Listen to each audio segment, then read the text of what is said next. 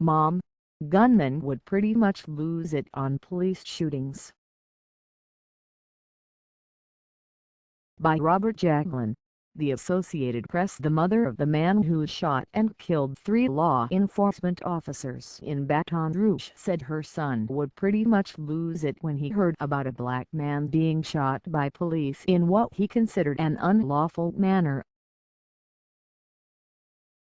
In an interview with PBS talk show host Tavis Smiley on Thursday, Corrine Woodley said son Gavin Long rented a car several times and drove to locations where black men had been shot by police and would tell her, "Somebody has to do something."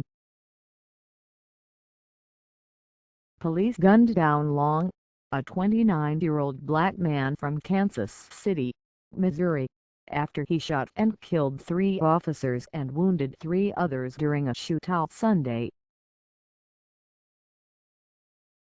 Woodley said during the interview taken in Los Angeles that she believes Long, an Iraq War veteran, suffered from post-traumatic stress disorder, and he once said he thought the CIA was following him.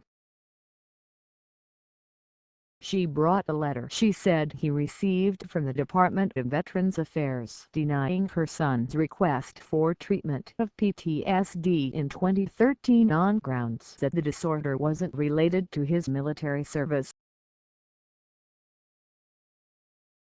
The letter was shown to an Associated Press reporter but could not be independently verified.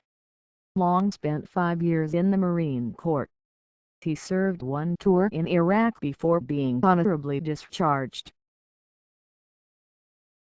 His occupational expertise was listed as a data network specialist. Although he never saw combat, there was shooting all around where he was stationed, his mother said. Veterans Health Administration records show a number of contacts with Long from 2008 to 2013, with the last known encounter with the VA in August 2013, according to a statement from the VA this week. The statement said the Health Insurance Portability and Accountability Act prohibits the VA from disclosing any additional information. Long was armed with 2 rifles and a pistol and wearing a ski mask when he ambushed the officers near a gas station and convenience store. To Baton Rouge police officers, 32-year-old Montrell Jackson and 41-year-old Matthew Gerald, and 45-year-old East Baton Rouge Parish Sheriff's Office Deputy Brad Boravola were killed in the shooting.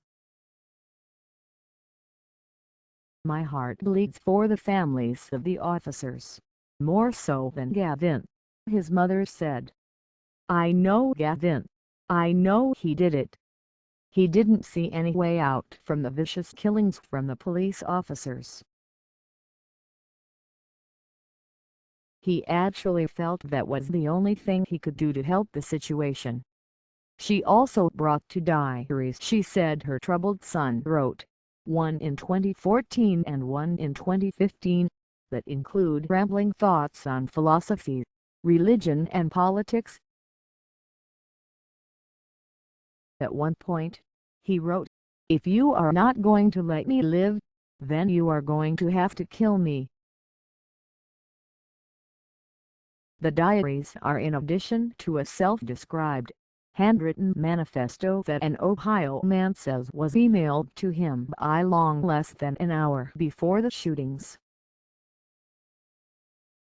In the letter, Long said he expected people who knew him wouldn't believe he would commit such horrendous acts of violence.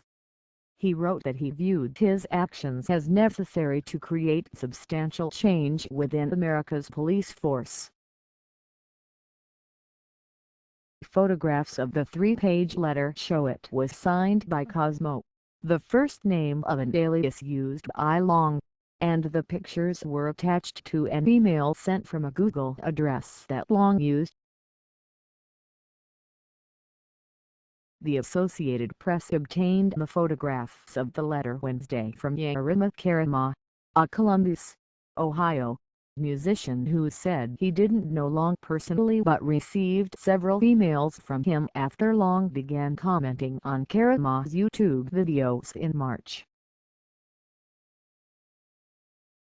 The AP was not able to conclusively verify Long sent the photos himself from his Google account. Metadata reviewed from the 3 photos indicates they were snapped shortly before 8 a.m. on the day of the shooting using a Motorola Android cell phone, but both photos and timestamps can be modified. Karama said he provided a copy of the letter to FBI agents who interviewed him at his home Wednesday. Louisiana State Policeman Doug Kane said authorities were trying to verify that Long wrote the letter. Associated Press writer Michael Kunzelman in Baton Rouge, Louisiana, contributed to this report.